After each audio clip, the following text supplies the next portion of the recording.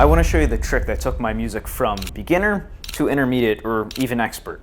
And it's not some new VST instrument or a mastering plugin or some kind of sound design template. No, it's simply a choice that I have made with some of my newer music that once I did start making it led to my first label release.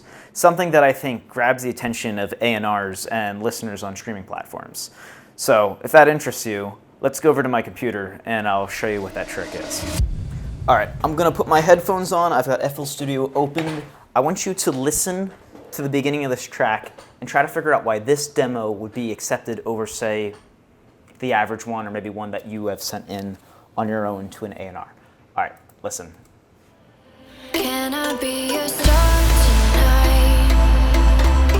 You fill my soul with light the day we met. I don't wanna leave your side, no. Have me by your side when the sun sets.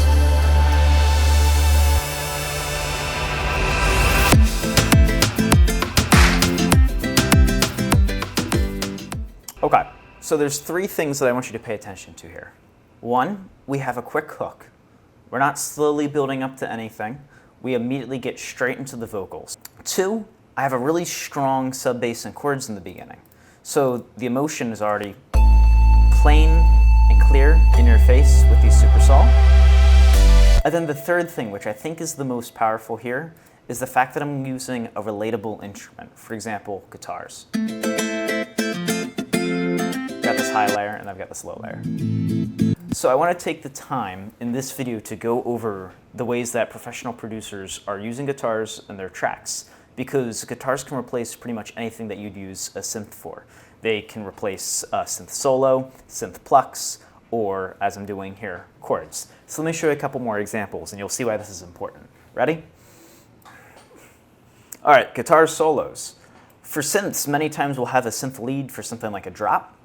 Here I've got just sort of a classic, I wouldn't say it's a template, but I've got like a dubstep kind of backing track here, if I just play.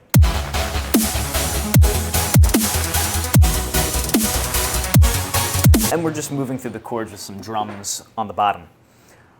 For the actual synth lead, instead of building it out of a synth, I literally just made a guitar solo. And listen to this kind of cool fusion that we get between the two.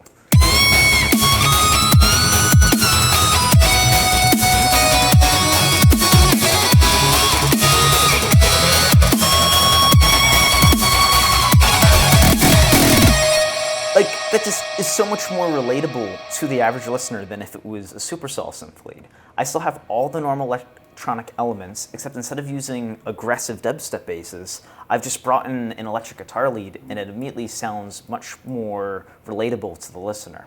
There's another way that we can do this, which is with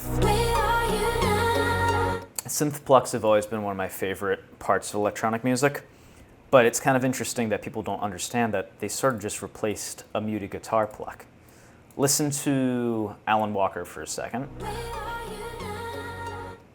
Okay, you hear that? Now ready, check this out. Oop.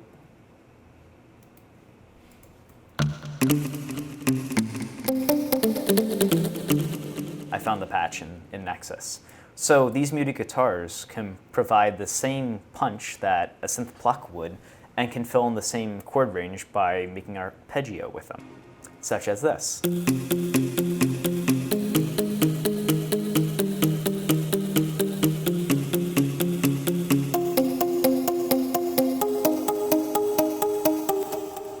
And now I've done the same melody from before with a guitar, except instead of doing sort of a guitar solo with a more legato sound, I'm using a plucked guitar.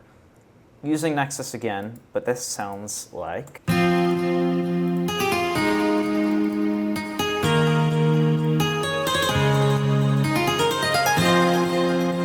one of the tricks here is when a guitar plays, unlike when we program synths and we have a chord where all the notes hit at one time, I'm delaying when these chord notes play a little bit, and it creates almost like a ASMR effect on your ears when I play that first chord. It's not all at the same time. It has a little bit of delay, almost a little bit of like crunch on the sides of your ears that just sounds nice. Since I was inspired by the Alan Walker plucks, I also found the same arc that he uses in a lot of his music.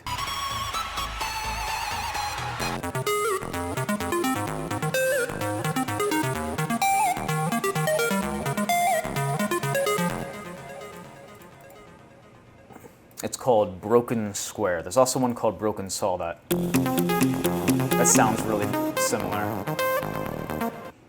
And then for those that are curious, I filled in the track with this explosive timer effect. Of course, I got a bass, some hi-hats.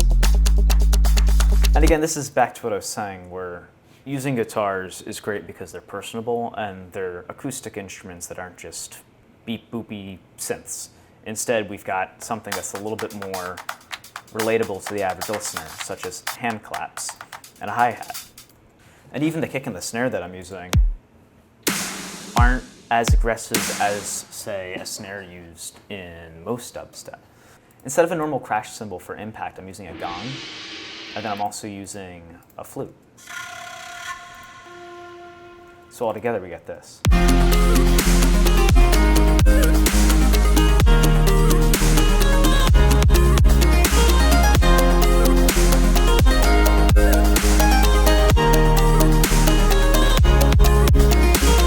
So I've shown a guitar solo, guitar plucks.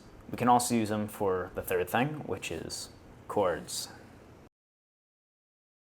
All right, so for chords, to be honest, the thing that I see all the time, such as Avicii's music.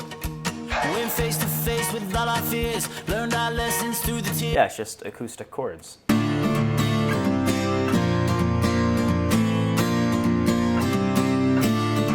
What's great with these is it's usually pretty easy to build dynamics. You can get the guitar player to strum a little bit harder or just to put a little bit more aggression or their own flair into things to spice them up. This is a collab that I'm working on with my friend Inzuma, and if you hear it with the guitar in it, Deep in my heart, I know that we got it.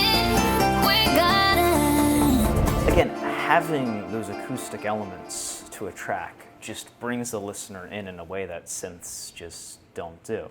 Synths are good to show that you're producing electronic music and they have their right place in their power, but a good balance between acoustic and electronic instruments, I think, is the way to go in this day and age. All right, I hope you learned something, but if not, then I'm sorry for wasting your time. Maybe another tutorial that I'm producing soon will be of use to you. Speaking of that, I'm going to continue to kind of show off little tidbits of knowledge, little golden nuggets where I can, and I'm just going to improve with this. So if you enjoyed or learned something, hit that subscribe button. It would mean a lot to me.